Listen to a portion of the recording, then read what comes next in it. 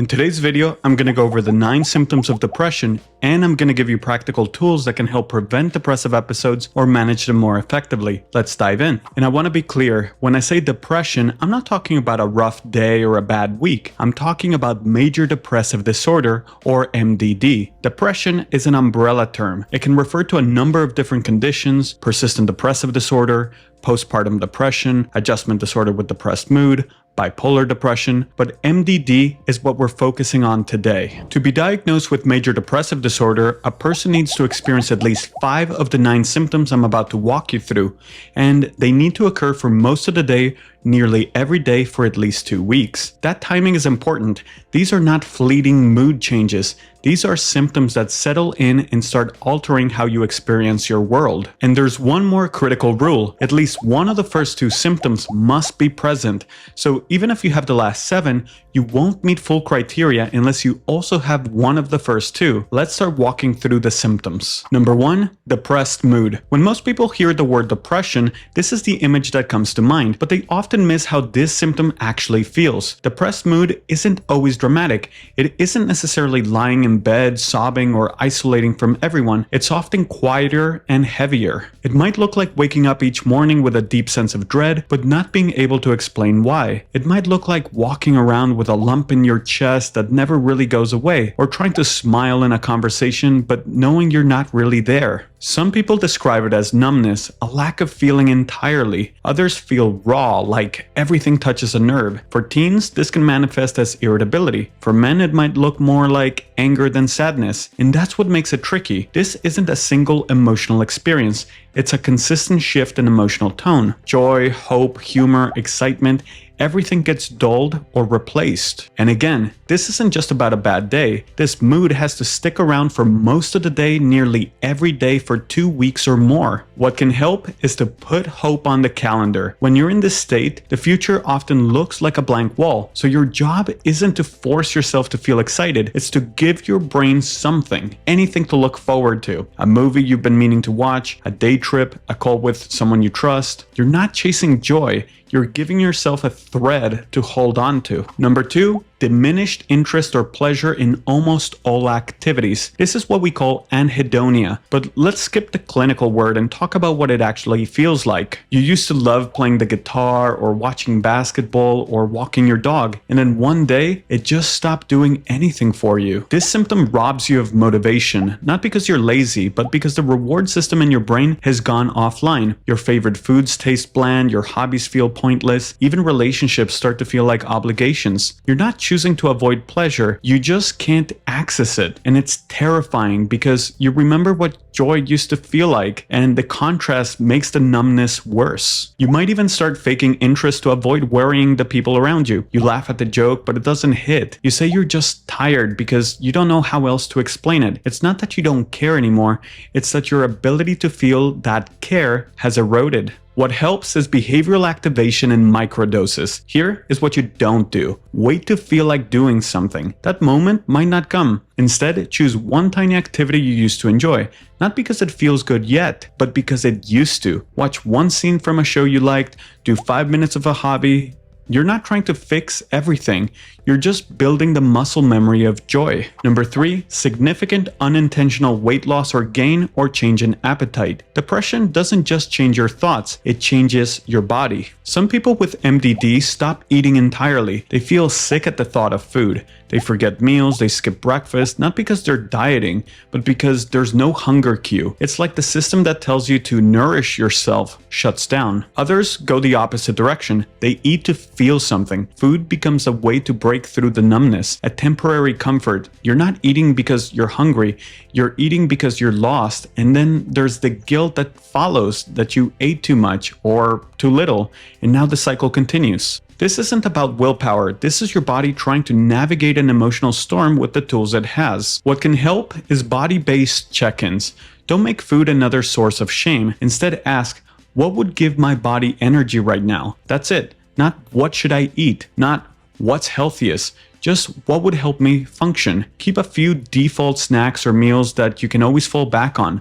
The goal is stability, not perfection. Number 4, insomnia or hypersomnia.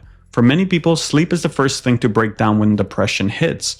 It's not just having trouble sleeping, it's being exhausted all day and then wide awake at night. It's falling asleep but waking up every hour. Or it's sleeping 12, 14, even 16 hours and still not feeling rested. Some people with depression flip their circadian rhythms entirely. They stay up all night, sleep through the day, miss appointments, miss calls, and then feel guilt, shame, and even more isolation. For others, sleep becomes the only escape, the only break from how they feel, so they use it to hide, but wake up and realize the feelings are still there. This symptom isn't just about rest, it's about rhythm. Depression pulls your internal rhythms out of sync with the world around you, and getting them back isn't easy, but it is possible. What can help is choosing one anchor habit. Don't try to fix your entire sleep cycle at once. Pick one action to repeat every night or every morning. Maybe it's turning off your phone at 10 p.m. Maybe it's getting out of bed at 8 a.m. No matter what, keep it doable.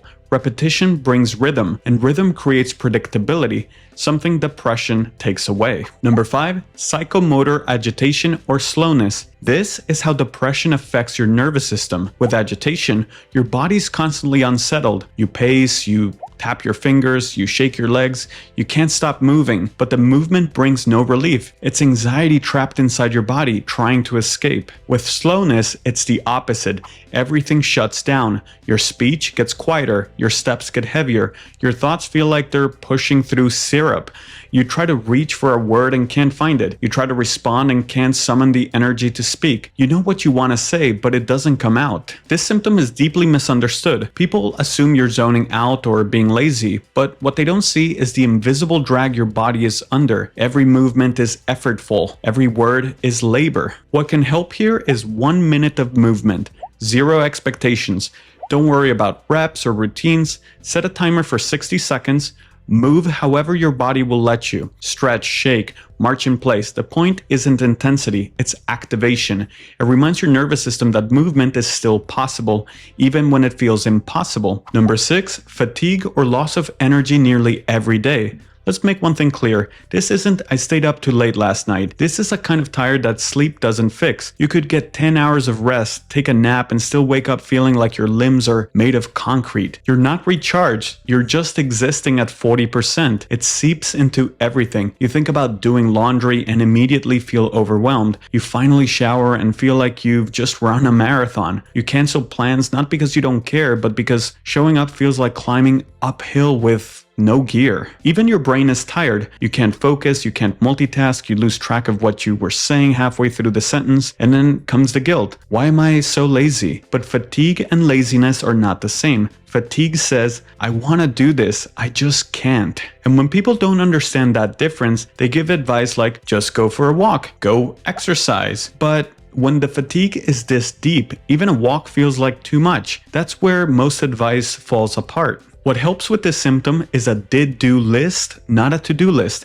When you're dealing with this level of exhaustion, tracking everything you still have to do only makes you feel worse. So change it. At the end of the day, write down what you did manage. Brush your teeth? That's something. Got out of bed? That's something. Ate a snack instead of skipping the meal? That's still something. Document your effort. Even when it feels small, it interrupts the lie that you're not doing anything. You're doing a lot with very little energy, and that is strength. Number 7, feelings of worthlessness or excessive guilt. This symptom is brutal because it turns your mind against you. You don't just feel like you made a mistake. You feel like you are the mistake. The voice in your head doesn't let up. You're a burden. You're not doing anything. Everyone's disappointed in you. You apologize constantly for things that aren't your fault. You ruminate over conversations, convinced you said the wrong thing. You start to believe that you are the reason things fall apart, that your presence is more damaging than your absence. It's a distortion, but in the moment, it feels like the truth. And the more you feel that way, the more you isolate. And the more you isolate,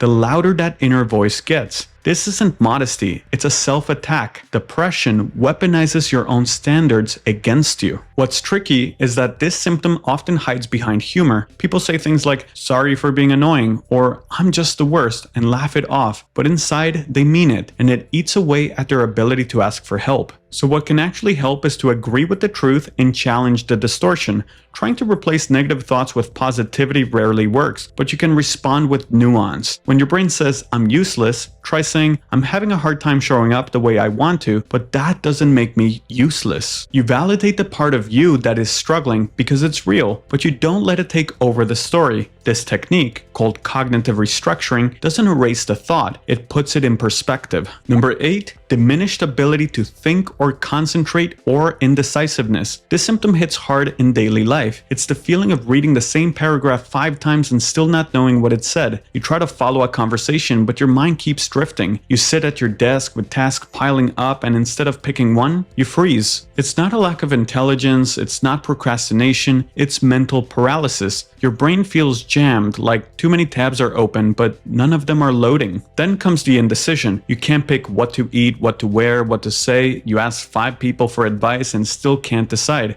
You're terrified of choosing wrong because what if you regret it? So you wait and overthink and hesitate and then beat yourself up for hesitating. Depression shrinks your tolerance for uncertainty.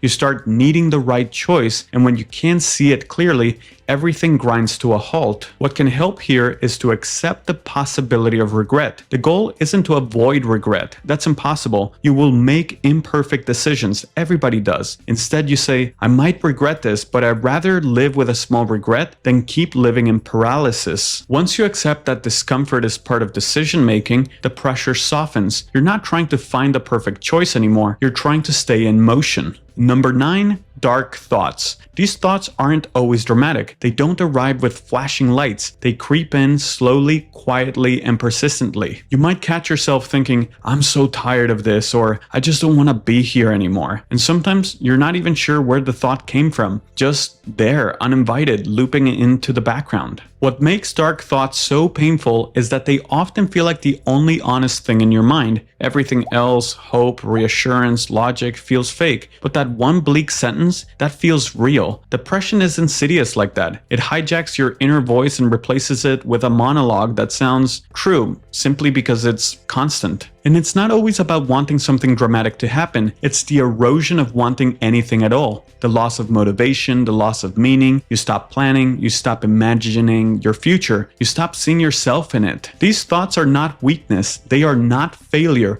they are signals that something inside you is aching, that something inside you is desperate for relief. What can help is cognitive restructuring and cognitive diffusion. You can use the same technique we talked about earlier, responding to the thought, not just believing it. When your brain says, I can't keep doing this, instead of arguing or pretending you don't feel that way, you can respond with, part of me feels overwhelmed and I've made it through hard days before. You can acknowledge the pain without letting it drive the car. The other tool that can really help here, especially when the thought feels all-consuming, is from acceptance and commitment therapy. It's called the Silly Voices technique by Dr. Russ Harris. When a dark thought shows up, try imagine it being spoken by a cartoon character like Mickey Mouse or a robot. Same words, different voice. Now, this might sound ridiculous, but here's the point. It creates distance between you and the thought. It reminds you that you are not your thoughts. You are the observer of your thoughts. You don't have to suppress them. You don't have to fix them immediately, but you can stop taking them as gospel. By giving the thought a silly voice, you shrink its power just a little bit, not to make fun of it, but to remember that thoughts aren't facts. They're just mental events. They pass through, and the ones that don't deserve your trust can be treated accordingly. I do want you to know that if you're struggling with any of these symptoms, please seek the help of a licensed clinician. That's it for today's video. Thank you for watching. If you like this video, make sure to like, share, and subscribe to my channel. Thank you, and see you in the next one.